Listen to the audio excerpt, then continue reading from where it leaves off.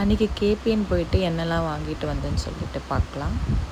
1 kilo மாவு வாங்கிட்டு வந்தேன். நைட்டு இட்லி இல்லைன்னா தோசை போட்டுக்கலான்னு சொல்லிட்டு. அப்புறம் ப்ளம் கேட்டிருந்தாங்க. புட்டரிசி உங்ககிட்ட காட்டியிருந்தேன்ல, அது தேங்காய் கொஞ்சம் சீப்பாக இருந்ததுனால தேங்காய் வாங்கிட்டேன்.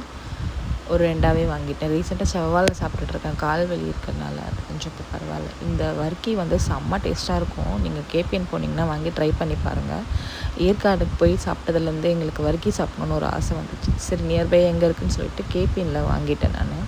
அது எப்போவுமே அந்த பிராண்டில் இருக்க பிஸ்கெட்டு, பட்டர் பிஸ்கெட் எல்லாமே டேஸ்ட்டாக இருக்கும். நீங்களும் ஒரு நாள் வாங்கி ட்ரை பண்ணி பாருங்கள். அப்புறம் ரெட் ட்ராகன் இருந்துச்சு, அதுவும் வாங்கியிருந்தேன். பால் வந்து நான் இப்போது ஆரோக்கியா அன்றைக்கி அங்கே கிடச்சதுனால அதை வாங்கினேன்.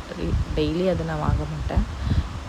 நான் இப்போ கொஞ்சம் சுகர் கட்டில் இருக்கிறதுனால அமுல் சாக்லேட், அந்த டார்க் சாக்லேட் வாங்கியிருந்தேன். அதில் 5 to 6% தான் சுகரே இருக்குது. அது நல்லாயிருக்கும் டேஸ்ட்டாக. எனக்கு எப்போவுமே கசப்பாக சாக்லேட் சாப்பிட்றது எனக்கு ரொம்ப பிடிக்கும். அப்புறம் ஆப்பிள் வாங்கியிருந்தேன். கொஞ்சம் விலைலாம் அதிகமாக இருக்க மாதிரி தான் இருக்குது எனக்கு.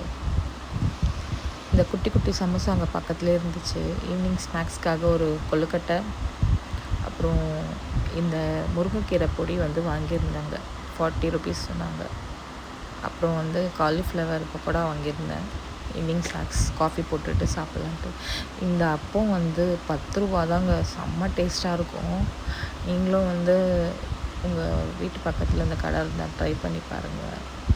சூப்பராக இருக்கும் அந்த அப்பம். 10 rupeesக்கு வருது.